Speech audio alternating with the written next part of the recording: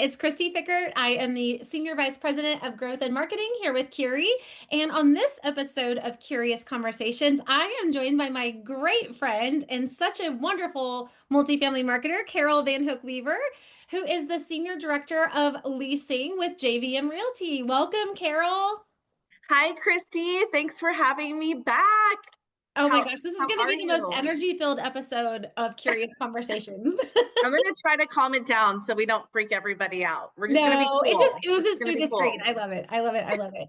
All right. So on this series, we talk a lot about what it takes to be curious because people, I actually think it looks really easy, but it's not. It takes a lot of energy and a lot of education to be curious and to keep that kind of momentum up when we are marketers. And yet, if we aren't curious, we can fall behind really quickly.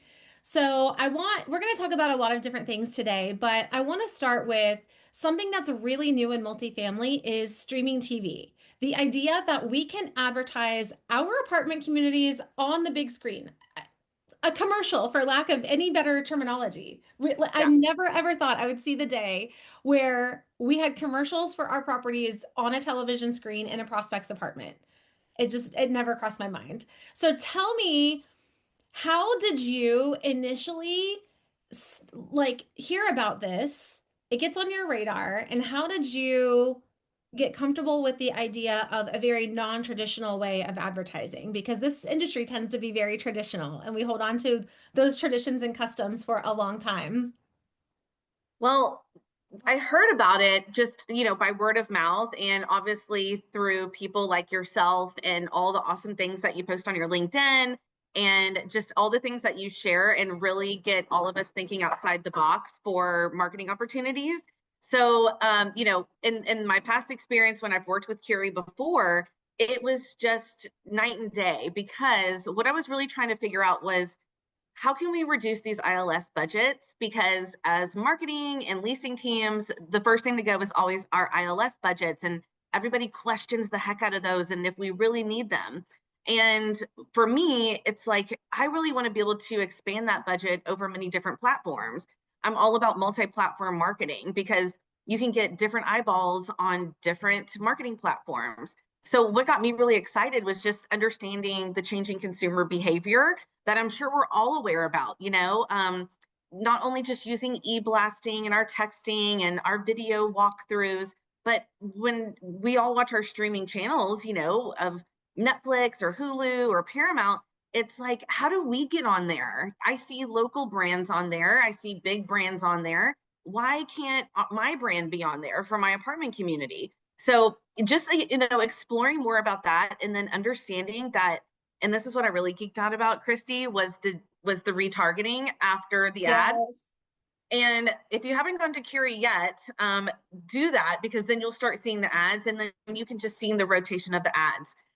But the retargeting is what got me really excited. And just also learning that you're 3 times more likely to show up in generative search just by using video. Mhm. It has me really excited because we're a scrolling society now, right? Like we want to get really good information that makes us feel good and then being able to learn more. So what if we could have like a video on our streaming device before we even Googled the property or before we even knew that that new development was down the street? And it's really putting us at the top of funnel with a really cool video and static images that is a quick little ad, 15 seconds, 25 seconds, that our consumer has to watch. And I know you have the stat on this and I forgot it, but there's a certain amount of households that don't pay for non-ads. So you have to watch that. So anyway, that got me really excited just because the consumer behavior is changing and multifamily has to be on that bandwagon. And while I think, student housing, real estate, like a lot of them are trying these different ways of marketing because our ILSs are so expensive. So let's get on these streaming ads. I'm all about it. Well, I think that's one of the misconceptions that a lot of people tell me that they didn't realize until we had a conversation is that it is really affordable to do that. And to your point about 15-second spots, so the average length of a commercial in the Super Bowl, for example, has been 30 seconds for years. But there are Yep. a lot of those advertisers who are coming down to the 15-second spots for a couple of reasons. One, because you can get more spots for your money. Now you can get two spots for the price of one, essentially, but because those attention spans are coming down. And so it is a quick 15 seconds that you get, but with any good advertising platform or plan, you really have to be repetitive with it. And it's not just about being on streaming, but it's that ad campaign should complement all of the other things that you're doing. It should complement what you're running on social. It should complement what you're running in your Google ads, and so on and so forth. So I love that you got kind of over that hump to get comfortable with it. But you were talking about stats too. And the other thing that I did not, this just came out the end of 2025, so it's really recent data, is that the average household, do you know how many streaming TV subscriptions they subscribe to? Like, what would you think? Okay, so I mean, I only pay for non-ads on one streaming device, but the other ones I watch the ads. So, I mean, it has to be in like the 70% of households. Well, yeah, yeah. So like, well, 90% of households, 91% have a streaming TV subscription, but Oh, right, right. most households actually have an average of six subscriptions, like six different Oh, streaming six platforms. subscriptions. Oh my gosh. Yeah, so Okay. we're thinking that, people only subscribe to Netflix or only subscribe to Paramount or Hulu. But in reality, we all have six different ones. And I think that's a combination of things. I think one, we have different shows that we like that are on these different platforms, right? Yeah. And then two, for those of us with kids, they start subscribing to stuff that they're watching. So it might not even be a series or a platform that I'm watching, but there's some series that they're into. And now they start subscribing, and I don't even know that they subscribe. Like I'm not Oh even my gosh. recognizing the bank statement. So I think we're all kind of getting fleeced. So the average that people are spending every month is $106 on TV subscriptions. So all of that to say, though, that's where renters are. And I'm curious to know if, in any of the new things that you do, you are always curious and you're really good about trying and testing new things. You're not really one of those marketers who says, oh, we've always done it this way, or, oh, I'm Right. going to wait until someone else does it and then I'll try it. You are usually one of the first. But Mhm. what drives some of those decisions for you? Because sometimes there is some cool, shiny new thing, but it's only good in theory. Like when we start to really think through and work through practical applications, it then we're like, oh yeah, that doesn't make sense for our industry. So is Right. there anything in consumer or renter behavior or insights that tend to help you make better decisions about which direction you should move with these things that you are curious about, like streaming TV? Yeah. That's a really good, I think, perspective that a lot of us just have to like stop and think about because there are a lot of shiny new things out there and different technology that we can use. But at the end of the day, what is going to give us the best metrics? What can we analyze? What can we tweak quickly? And, what can we show to our owner operator decision makers that are investing in this? And again, this is what I love about, your all's platform is that it's really not that expensive compared to what an ILS would cost, right? But you also get that really beautiful dashboard of all the analytics. So, um, I think it could be cumbersome for some properties to really think video first and really going all in with video and making sure that, the teams are always updating a library and getting fresh video content that you can stitch together. And I just think that's so important because again, we really want to see that quick information and be able to go to a beautiful website or call the office or go to social media or read a Google review. So that's what, I think is exciting about that. And, we always get that question of how many leases are we going to get from that ad? Yes. Can we Okay, just can we go over talk that about for a that for a sec? minute? Let's talk about that for a Yeah. minute. When you have one thing that streaming TV can be, and a lot of other things that we try too in marketing are what we call top of funnel or brand awareness kinds of tools. I think, like TikTok ads are another good example of this, where TikTok shop is really popular and a lot of retailers are moving a lot of product on that. But there were a lot of us when that first came out that we were curious about it. Gosh, could this work for multifamily? Should we be running ads here? But then there was the other side of us that said, well, are people going to make a major purchase like that? Like a lot of the purchases done on TikTok are very spontaneous. Right. So, all of that to say, whether you're running streaming TV ads or you're advertising on TikTok or one of these channels, you can't always directly correlate that back to Carroll. This specific person signed a lease or walked Right. in and took a tour. So how do you have those conversations internally with stakeholders or people that you need to get approval from for these new ideas that you have when Right. you maybe can't tie it back to a lease? They're instantly, I mean, I could see an asset manager coming into a marketing meeting 30 days into a new campaign and they say, how many leases did this bring you? And when we can't answer that question, they tell us they're pulling the budget. And I think this happens to so many multifamily marketers and we get stuck there. So what is your advice, or how have you successfully navigated those conversations and gotten the non-marketers to understand brand awareness campaigns and how to measure those? Right. Well, I mean, there's several different factors, and I think my low-hanging fruit and process was exploring this technology. And then once you take your pricing of your how much you're spending on ILSs, how much each lead costs that calls your property or walks through that front door, is it $2,000? Is it $3,000? You know, when it's all said and done, of a broker, your digital marketing, your labor costs, your commissions, like how much are we paying per lead to come through that door? And just think, if we're already investing in Google ads, like, right, how long did it take for some marketers to really invest in Google ads? Mm-hmm. And we realize like that is now part of our everyday budget for those keywords and those SEO words. But now, since everything's so video oriented, to get on AI generative search and have those videos popping up not only on YouTube Shorts, but Google Shorts on your Google business page, which you can turn around and use those for your Google ads. It's just getting so many more clicks. And when we launched that in my prior role, our dashboard, I mean, I think it was the first 2 weeks, we had over 40,000 impressions. And for what we were paying, that was like cents on the dollar to get those impressions for our brand that otherwise people would have never seen us on different streaming channels. And I also think, just getting out of that river of thinking of we've always done these ads, we've always done these email campaigns, we only partner with these hospitals or local organizations or certain groups that we think are bringing us leases. I mean, now people are moving for all sorts of reasons in our communities, and we have more competition than ever. With my experience coming from student housing, you always had to be memorable. And I think this video first technology makes us memorable and makes us stand out from the competition. And we get all the analytics on it. So Mm-hmm. as we're seeing not only our brand impressions go up, we can calculate those KPIs to increase tours. We can track phone calls in our systems. We can track emails incoming. So we can track all those things. And of course, you can put your source of traffic.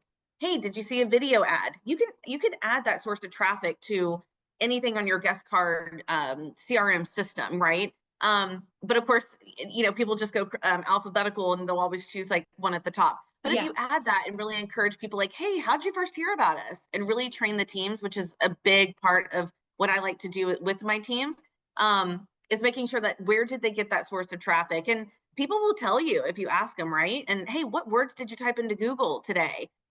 How did you find us? And that really helps us determine where we should be marketing. Sorry, that was a little long-winded, No, but that's, I think, I'm the leaning in low-hanging fruit because here. gosh, we have so much that we could talk about with this too. So, one of the things that you hit on with, video first is you can use those videos in a lot of places. So I think that's something that personally got me more comfortable with streaming TV is I have to have a video to put in my commercial, right? But then I can take that same asset and I can distribute it in a lot of other places. It can live on my website. I can add it to my YouTube Right. channel. I can add it to my social media, lots of places. And we know that video levels up everything else that we're doing. It'll make those other platforms that you said we're paying a lot of money for work even better. But going back to trying to always, stand out, and especially in student properties, you have to be, the competition is really stiff and things move really quickly there. I always like taking lessons from student housing because whatever's going on there, it's coming to mainstream property management within the Yeah. next like year or two because they're going to be in our communities. But one of the things about 15-second television spot that is so different from being on an ILS listing or even, when they open Google, those marketplaces are very noisy. So when they're on an iOS, they see 15 other communities. When they're Googling, they see lots of other options in the search Right. results too. They see AI results, they see photos, they see videos, they see ads. When they're on your television, it's only you. It's only your community. And yes, it's only 15 seconds, but this is literally what they're doing at the Super Bowl. And I think that what streaming TV is going to do for multifamily is it's these short ad spots are going to make us really disciplined marketers because the other thing that we could do a little better job of in multifamily is not feature dumping. So when we have an ad, whether it's on social or TikTok or whatever, is we tend to want to talk about everything that our community has. We feel like we just have this short window of time and we have to tell this renter everything, all of the interior features and all of the amenities and all these things. Right. All the spiels, right? Yes, but in 15 seconds, if we do that, we lose them. If we tell a really compelling story and we stick to one theme, a line I posted on LinkedIn about this today, a line that I love is I wish somebody in their ad would just say something along the lines of, sometimes your very best friends are the ones you meet right down the hall. Like that, because a lot of neighbors, you do become friends with the people that you meet in your apartment community. I'm still friends with someone I met in an apartment 25 years ago that I Oh lived my in, and gosh, we're I still love in that. touch. And, they came to our wedding. And so you do kind of meet good friends. You meet people wherever it is that you live. And if you have that kind of environment, that's the story I would be telling versus you have one, two, and three bedrooms, and you have a fitness center and a pool and all of these things. They already are going to know that you have that, or they're going to find out pretty easily what you have. But you have to invoke that feeling. So I think 15 seconds limiting, that feels limiting to some marketers, but I think that's going to force us to be very disciplined in our messaging. Yes. And our messaging is then, because of that, going to resonate even more. Well, I think I really have found like that is the sweet spot. And if you're doing, 10 seconds, that's really, really quick, right? 30 seconds, I feel like it's just a little too long now, for someone to watch a full ad and be engaged, especially if you It want to feels like reuse an that. eternity. And just I a know while it ago, we really were saying, does. oh, 1 minute is the sweet spot. And now we're down to 15 seconds. It's I know, crazy. isn't that crazy? Like, and I feel like there's for different platforms, for different informational things that you're trying to use online video for. Sure, you might need a minute for something else, but like on YouTube, if you really want a nice informational video. But for what Hmm. we're talking about with digital streaming ads, that 15-second, 25, 20-second is like a really sweet spot. And to your point, I really like the vibe of not selling anything. I want to make people feel something. And like, this is what you can do with your pet when you're here. This is an event you can go to. This is what it looks like to come home after a long day and come to a happy hour or a yoga class at one of our properties. People can see a 2-bedroom walkthrough. They can do a 1 bedroom. Everybody is posting video walkthroughs of apartments, but no one's showing, oh, hey, we're planting flowers in the community garden this spring. This is a local community, a local partnership that we go and volunteer with.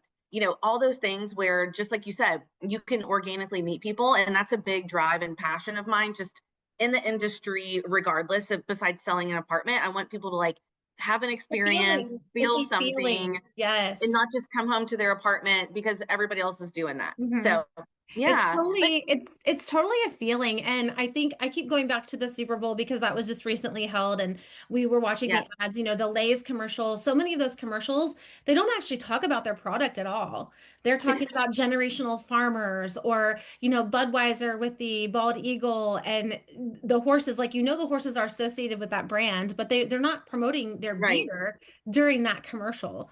What So was the Saturday Night Live guys? They were like, they had the green screen behind them and they ended up like sitting in a broom closet and it had nothing to do with anything. But at the end of the day, it was just like such a memorable you commercial remember, to and me. here we are, we're talking about it now, Right. post Super Bowl. So those ads are more memorable, and that's the same thing that happens to renters too.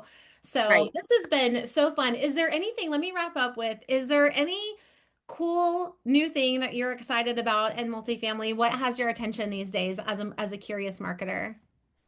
Well, obviously, I think anything that we can do to reduce ILS spend and get on these generative searches, right? And then, piggyback on that is coming agentic. So, how can we get on those generative searches where we can say, let's book a tour, call the office, what's the best pool in the local area, things like that. So that would help us get more on there for the renter, the searcher to find us quicker versus going to social media, going to Google, going to the website, and to all the touch points that they have to do. So I'm really curious how we can get everything that the renter needs to make Streamline. their decision to call us first, I feel like at the this is top of what the renters funnel. have been asking for so long. And the advertising is coming. I mean, ChatGPT started rolling out ads like right now, but those are going to be more accessible to bigger brands. I think the minimum budget is $200,000. So the bigger brands are going to start there. They're going to be at the bottom of your queries. But I do think renters, I don't know that consumers will come to ChatGPT and start their shopping for, again, basic like retail items in an LLM. But I think that's where they will come for the bigger purchases. I think they're already using it to compare. They're shopping around to compare there are three apartment communities that are on the final list and they're using it. So I think that's going to be a platform where they naturally do go first for a big purchase versus where the TikTok shops, we saw retail was really successful there. There is some multifamily that's successful there, but it's still just never going to be like what retail has. Right. So I think LLMs will be a little bit opposite there and maybe in a good way for us once that evolves. So we'll see. But Yeah, then I'm you just have other people who, I mean, other LLMs are advertising that they are not going to have advertising paid ads at all. And so will people favor using those platforms because there's no advertising? I don't know. right. I mean, it just goes to show like no one's like a full expert on this, but Yeah. you have to be curious. You have to Yep. try. You have to come up with a good plan and execute on that. And start small. You don't have to go all in on everything, but maybe you start small with, getting your 20 videos done that are short form videos, and then helping have a platform such as yourself, to help us make those into a story. And I think the teams would find that, it's not as labor intensive as they think.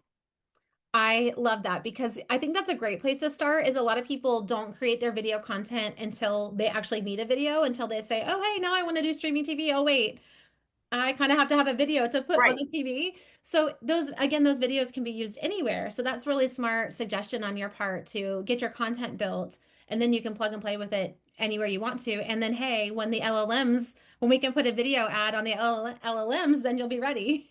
Exactly. So just, I think everybody needs to be in that video first mindset. And if you're talking about it, showing it, if it's a vibe, it's an event, grab that content. It doesn't have to be perfect or, perfectly Instagrammable, but it can be used and edited, right? So, yeah, I So think that's a great, smart. easy place to start and very low budget. You are totally future-proofing your marketing. I know why they are so lucky to have you over there at JVM. Well, we are, there's always room to grow and keep exploring, but I'm so glad you had me on. And I just, hope people can take a little tidbit and run with it. Oh my gosh, there's so many little nuggets in here. Well, thank you for Good. joining. It's been so good to have you, and I will see you in person soon. I know. Thanks so much, Kristi.